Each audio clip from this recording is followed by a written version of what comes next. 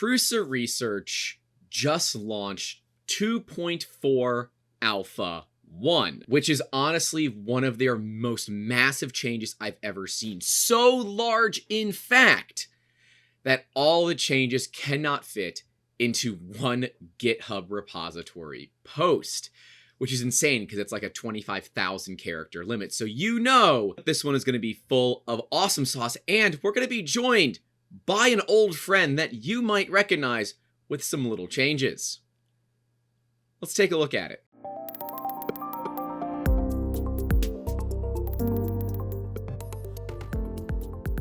One of my favorite things, we have Clippy! Clippy is back!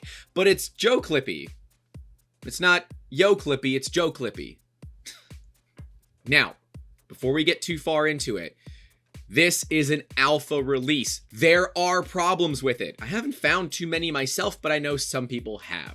This is not a release candidate. This is not designed for those that just want it to work. If you just want it to work, don't do this. Not yet. Wait for a release candidate or wait for the official release. Before we start going over too much, I actually want to show you guys how many changes there are. Like, OMG, so many changes. Joe Clippy. It's insane. It's insane, and I love it. Before we show it off, let's talk about it. The first one, and probably the biggest one, is MMU painting. Now, we don't have an MMU. You might not. MMU painting allows, as you can see in this GIF, really, really easy ways to paint your models. And it's quite literally just like using MS Paint, but better. And what they show here is something that a lot of us didn't notice until we actually tried it. You don't have to paint the entire thing. You can actually just paint pupils. You could put polka dots all over it. You don't have to paint the entire part of the model. You can do individual voxel-based painting, and that is amazing if you have an MMU. Quite frankly, this kind of support is what makes an MMU, multi-material unit from Prusa, worth it. I will say, they still have some problems. A lot of people have issues with them. It's why we've kind of avoided it. But if you guys want to see content on the MMU, let us know. Maybe we'll go ahead and get one and use it in future videos. Might be fun. But if you have an MMU, this is likely what you've been waiting for. It allows you to easily paint things. So we can see that it is limited to 16 extruders. If your printer has more than 16, only the first 16 will be available in the painting tool. I'm not aware of any printers out there with more than 16 extruders. Now, if you had a bunch of Palette 3 Pros connected together, you could get more than 16 colors, but that's a fair bit. We get into bridging, and bridging has been something that a lot of us struggle with, and you'll see some people will do those amazing like 250 millimeter long bridges. It's because their fans are awesome, they've tuned their printers perfectly, and they've spent likely hours getting it right. And well, that's not feasible for the average user. So now Prusa says, we've got some solutions for you. We have the thick bridges enabled, which is the old behavior. And then we have the thick bridges disabled, which is the new behavior, which this should viably give you cleaner bottom layers for bridges, supports, and all of that. Which, yeah, they don't always come out great. This should be an awesome way to get cleaner prints right from the factory without having to touch anything. Here at 3DM, we have our own pre-tuned profiles for PrusaSlicer. But with all of these new changes, it feels kind of prudent to just take all of those and yeet them away because, well, we don't need them anymore. It looks like a lot of the problems that we were fighting have been solved. And my favorite one, and the reason why we still actively use Simplify 3D, which if you want to see, we did a whole video on Simplify 3D, we'll card to it right there for you, are the supports. The old behavior of PrusaSlicer supports would be that it just adds way more than it needs, it doesn't understand what it's looking at, and it has a tendency to truncate into your part, which when you're doing really thin wall parts, it sucks. This, way more better. Not only is this going to reduce your print time, it's going to reduce your material usage. It is going to increase the chances that your print comes out chef's kiss perfect the first time. And that's important, right? 3D printing is not, generally speaking, egregiously expensive. What it is, on the FDM side at least, is slow. And if you have to wait another 16, 17, 26 hours, by the way, time-lapse coming soon of that awesome Photosmint Dragon sitting behind me, you don't want to have to reprint those if something goes wrong. And if your support generation is better, and you're not dealing with the generalized BS that we have in the past, this makes everything easier. And yes, more support generation bug fixes. This is awesome. We do still see some truncating a little bit, but it's way better than it used to be. This to me is serviceable. I think still Simplify 3D has it better, but I think they've closed the margins so much that we will probably stop using Simplify 3D as soon as the official release, or at least a release candidate, of 2.4 comes out. Fuzzy skin is in, and this is what I love about open source software. This is literally taken directly from Cura. They ported it over from Cura, and what it does is it adds a perimeter with lots of just fuzzy skin to it.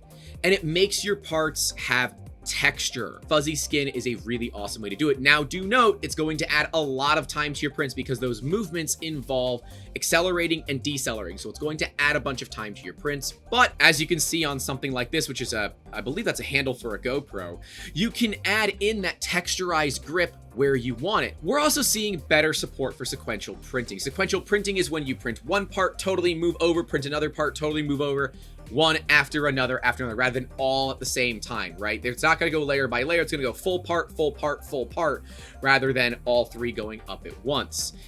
They have started to include an area of collision, and this is amazing because this will help you better understand where you might be running into your parts later on. Because remember, your extruder is more than just the hot end. There's fans, there's potentially motors, there's cables, and all that stuff can get in the way. So they've got it pre-tuned for Prusa printers where you are able to make sure that your parts aren't going to hit your printer. It's a big deal.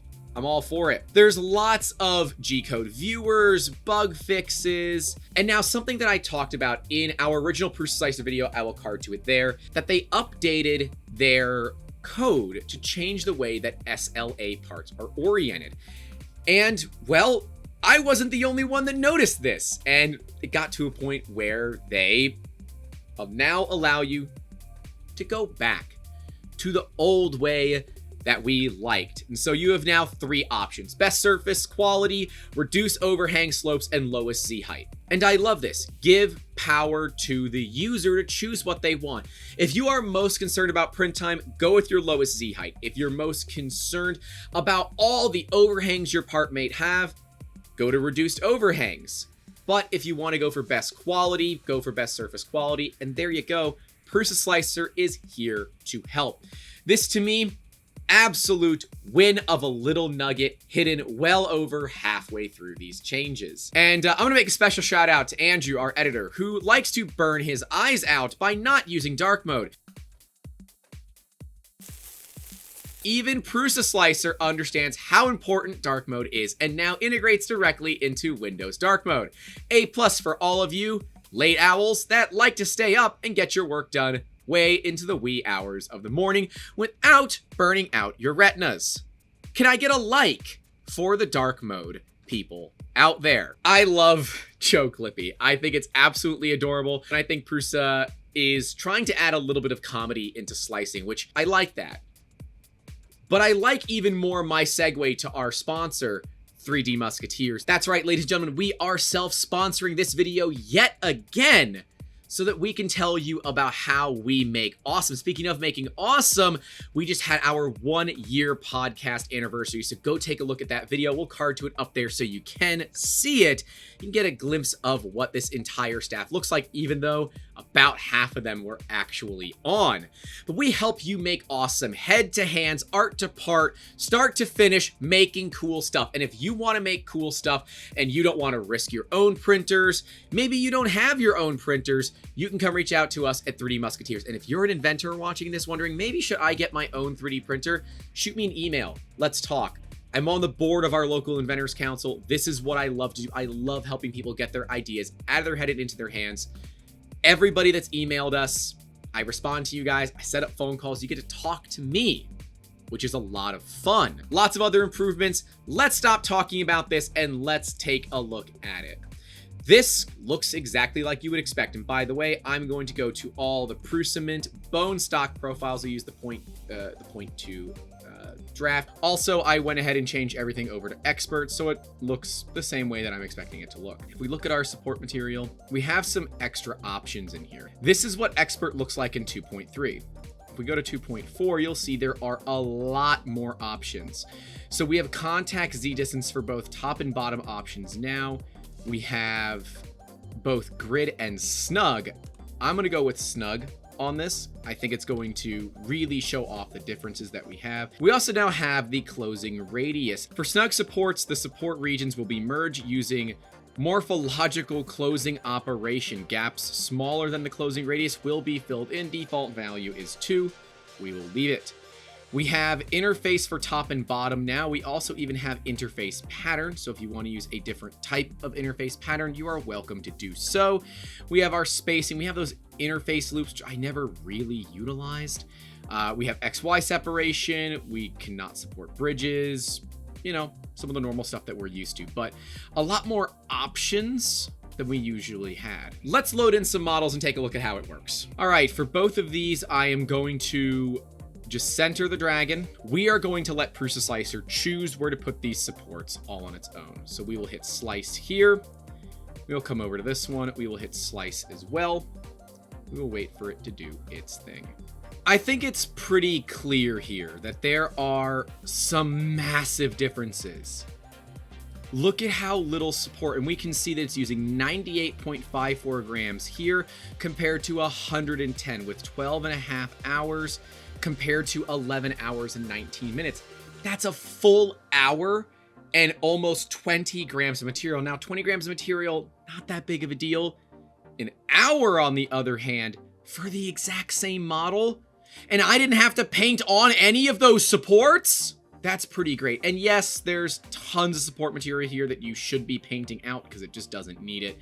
But the snug just looks so much better. It follows the contour of the model. The base is so much nicer now. Oh my gosh, that's so much nicer versus the old style. Man, that bottom layer for that support is so much nicer than this, right? Because as you can see, there's a lot of excess here that can kind of peel up, get in the way. This, man, it's just right where you friggin' need it. And I love this. This is one of my favorite features. And yes, you can get away without having support there, and it like adds little bits and bobs where you probably don't need it. But comparing to this, which, oh my gosh, so much worse. Support all over the place, right? I've already printed this model, and I printed it like this. And this was all hand painted with paint on supports. I can actually show you guys the painting that we did, because that's really where the model needs support, and it's pretty much fine elsewhere. If we were to use 2.4 instead, yeah, I'd probably get rid of some of the areas down here, but like the bulk of it is exactly where it's needed. And I trust that this is good because, well, PrusaSlicer's generation is great. And you look, let's say you're looking from the top down, you can barely see any of that support material poking out versus here where it's just support city. This is really what makes 2.4 Alpha 1 absolutely worth the upgrade, even if some of the things are a little bit weird about it. We have thick bridges turned off, and that is the new value. Let's turn on thick bridges and see what happens. So it's going to require a full reslice of the model, but we'll turn it on and we'll see what it looks like. I mean, I guess you can tell a little bit of a difference. The bridging areas are quite a bit more obvious than they were otherwise. Blue is your bridging. I can have the support so we can just see the bridging. We'll turn off the bridges. We'll reslice it. I'm going to go ahead and hide the supports again so you guys don't have to see it. And you notice how much thinner these blue lines look. That is because the bridging is not as thick anymore. It's so nice. Let me grab a bridging test model. All right, so I've now brought in some bridging test prints. This one I made a while back, test on one of our really big printers that is both bridging and support material, and then we have just some generic bridging test models. Let's bring these right next to each other, no support. Now we can see what thick bridges looks like, and it's really obvious when you see it. Thin line, thick line. The thick line might work for some, but thin bridges is generally considered to be the right way to do it. Let's look at skirt and brim. We want all of those. So we can do an outer brim only, outer and inner, and we can do, let's do a 3mm outer and inner. We can see that it adds a brim not only to the outside of the part, but on the inside of the part. We can also see that it is only on one part. Thank you. We can also do an inner brim only, which is really nice. Oh, it's so nice. We also have the availability to add in those negative volumes. So we can come in here, we can add a negative volume. We'll add in a cylinder, and we're just gonna put a cylinder there. I like that I'm just destroying one of these parts while the other one's like, I'm totally fine. Other one's like, why do you have to do this to me, father? Oh, dude. And the brim still is awesome. Yes. Now, of course, this would never print. This would be marginally possible at best, but probably look like crap on that outside edge. But I'm sorry, that's really cool, and it works really, really well. We can add a modifier. We'll load another cylinder in. We'll put it over here. This generic cylinder, we want to make it fuzzy skin. That's what we're looking for. Now, if we slice it, you can use modifiers for fuzzy skin. You just have to be careful because it does add some external perimeters like that, and it can kind of mess with your model. So if you're going to do fuzzy skin and you want it to be in just one area, make sure you apply for it. But there you go. That's what fuzzy skin looks like. It's just really wiggly perimeters. And yes, we must activate the dock mode, which is experimental, honestly. I'm sure I'll get used to it over time, but it's not burning my retinas. It's not bad, but I definitely think it even says inside of the preferences that it is experimental. We'll turn that off just because it's gonna bother me going back and forth. It's actually not that bad for the entire thing to change. I'm gonna give them credit for it because normally that's a pretty complicated thing to code in. So A+. And the last one we're gonna show off, but certainly not the least, involves us going over to a resin printer. What I wanted to show is the actual auto orientation. And you know what? I'm gonna cheat. I'm gonna bring in my really big resin profile, which is just used when we quote people. I'm gonna do 3 models, 3 dragons, and every one of them will be done a different way. So that's for best surface quality. That is for reduced overhang. So we'll let that one go ahead and change for us.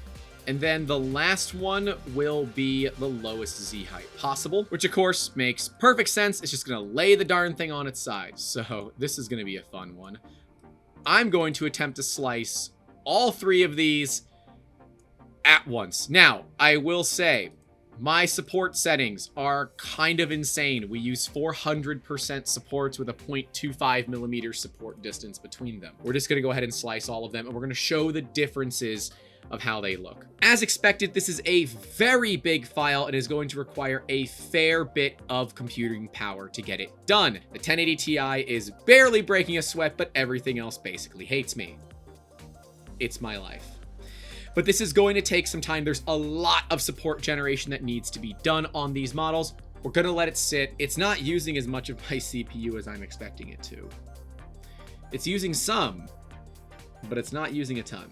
Just casually slicing some resin. Oh my gosh, PrusaSlicer. Oh, it was using 100% of my CPU. It's using, oh no, there it goes. There it goes. My computer feels a lot better though. The astute amongst you might notice that this is a little bit different than it used to look. That's because, is dead, Jim. Apparently, 347 megabyte files of high poly dragons sliced in SLA all at once on a computer built in 2014 on a slicer that is alpha released doesn't equate to a perfect relationship. Who would have ever thought that would be a thing? No, look, it's just the way that it goes sometimes. Failures happen. I even lost all the face cam footage because for some reason I must have hit end the recording as soon as my computer peaked and OBS freaked out. But suffice to say that even as an alpha, it runs pretty well. I did give it a bit of the beans. It used over 10 gigs of RAM. And yeah, eventually just didn't make it. Hilariously, we got some footage of everything with all the supports and all that sliced in. But yeah, I probably ran it a little bit too hard. Quite frankly, I think it lasted longer than 2.3 would last. But you know, you still saw the ways that everything was positioned on the bed. And I think that's really what ultimately matters, where you can have it look as pretty as you want, least amount of overhangs as possible, or the lowest Z height. I love that Prusa has enabled that for you to give control back to the user for how their models are auto-oriented. I absolutely love that feature. But as I said before, it's an alpha, and that means it has bugs, so use at your own risk. But yeah, guys, let me know your thoughts down in those comments below all about PrusaSlicer 2.4. I love it. I hope you do too. I'm excited for the full release to be pushed out. I would guess in a month and a half to 2 months, normally what their schedule looks like for these kinds of things. But with so many changes happening in 2.4, it could get pushed by quite a bit. Anyways, guys, stay safe out there. Don't forget to call your loved ones. And as always, keep making awesome. And, you know, back up everything. Because you never know when your software is going to use 10 gigs of RAM. Put your CPU all the way to 100% and just wait for your computer to slowly nuke itself. That's all right. That's what happens. We knew the risks when we made this video that it could be a problem. I will see you guys in the next one. Take care. I feel like John Mayer over here. I'm waiting for PrusaSlicer to slice. So we keep on waiting for PrusaSlicer to finish slicing. It might be dead. I'm honestly not certain. Hey, thanks for watching this video. If you love slicers and everything that's involved in them, right below me is going to be our playlist all about 3D slicers. Next to it is going to be our video dedicated to the first look at PrusaSlicer 2.3. Patreon should be live at this point if I've finished everything. If not, it'll be live in the next couple of days, so keep an eye out for that, where you guys can go and support us directly and get some really awesome benefits, including access to our Discord, where you can come chat with myself and all the staff at 3D Musketeers. We'll see you guys down in those comments. Take care. Have a good one.